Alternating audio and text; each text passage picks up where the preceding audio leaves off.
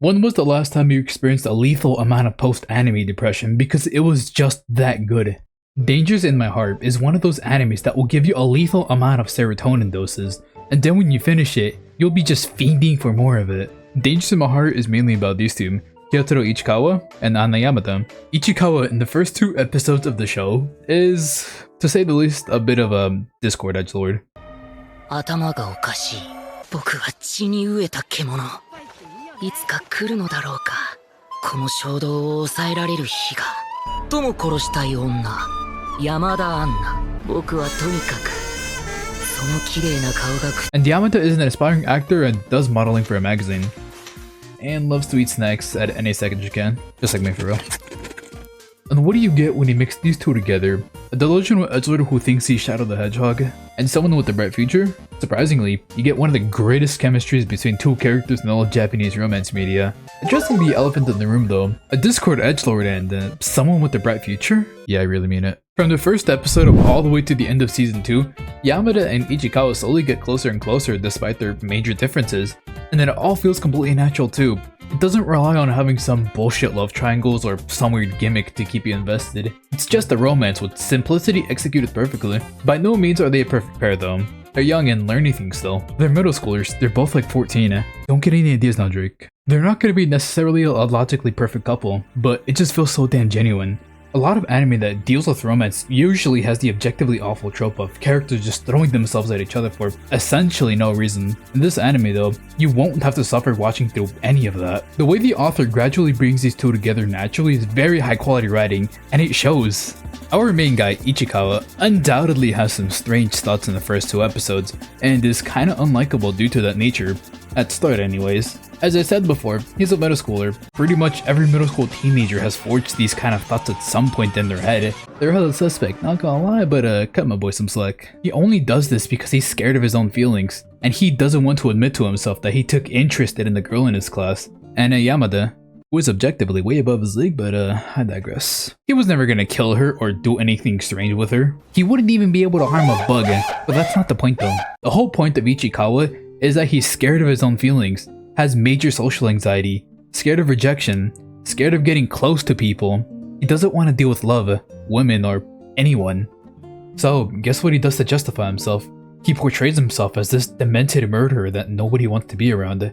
More like the average Discord user, but regardless. Imagine being Ichikawa and having a crush on essentially a superstar, model, actress, all the stops. Yeah, you'd think your chances are pretty cooked.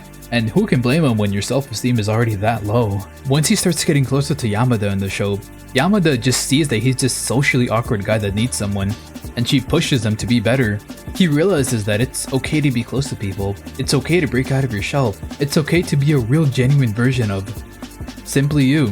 And he also realizes that these murderous intentions was just his love for Yamada. It was never about killing her, he was just hiding against his own feelings. Not only that, but after getting that push he needed, he was also starting to make friends. Kyotaro Ichikawa is just such an amazing character once you realize how he really is after the first 2 episodes. He's just simply a lonely guy that can't see himself any better than trash, and he gets scared when he starts feeling these romantic things. He feels like a genuinely real person behind the screen that we just can't help but root for.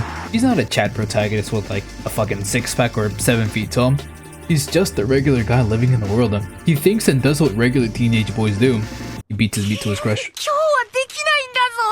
The main heroine, Anna Yamada, at first glance seems like she's a pretty positive person with sunshine and rainbows surrounding her. Basically, she's the one with the social life. She's also an actor and a model, as I said before, but it does come at a cost. Because of her looks and status, there are guys who constantly try to hit on her, and she hates that. So she's got a bit of a case of androphobia.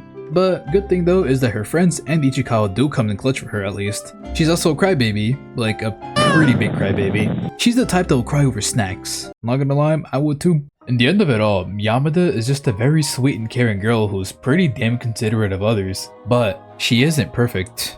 She's got a really big fear of being abandoned, and because of this fear, she feels as if she has to do everything at the top of her game, and tries extra hard to maintain this quote-unquote perfect persona for her self-satisfaction and keeping others around. And when she fails at that, she just completely breaks down and gives up.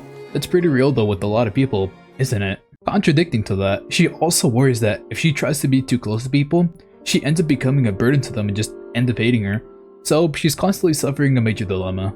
That's something a majority of people can sympathize with. Nobody wants to be a burden to the person they care about, unless you somehow enjoy being an annoying bitch. And that pretty much leads up to the whole plot of this anime.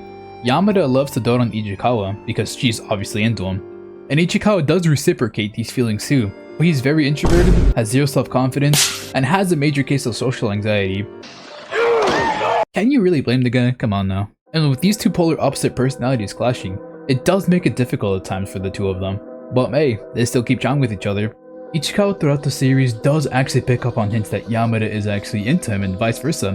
While Ichikawa isn't fucking stupid and does realize that Yamada actually does things with only him that she completely avoids with others, his absolute zero self-confidence in himself just keeps making himself doubt that Yamada is even into him to begin with, and does push away Yamada at some points. That's something that's personally a major green flag in my book when it comes to romance anime.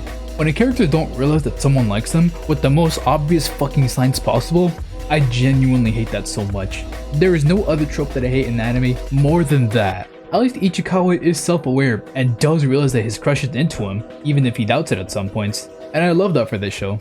I love how Dangerous in My Heart generally tackles every character's internal struggles. Nobody's perfect, and even at face value when someone does seem to be the "oh my god, you're so handsome and perfect" kind of person, they've most definitely got some internal struggles that eats away at their mental state, and some more than others. The side characters in this anime are genuinely top tier as well, such as Moko Sekine and Ichikawa's sister, Kana. They are genuinely some of the greatest winged women in all of romance history. They both make such powered moves when it comes to getting Ichikawa and Yamada closer. Moko looks out for Yamada to make sure that Ichikawa, or any other guy actually in this case, isn't gonna do some weird shit to her, and Kana just generally looks out for her little brother in many ways.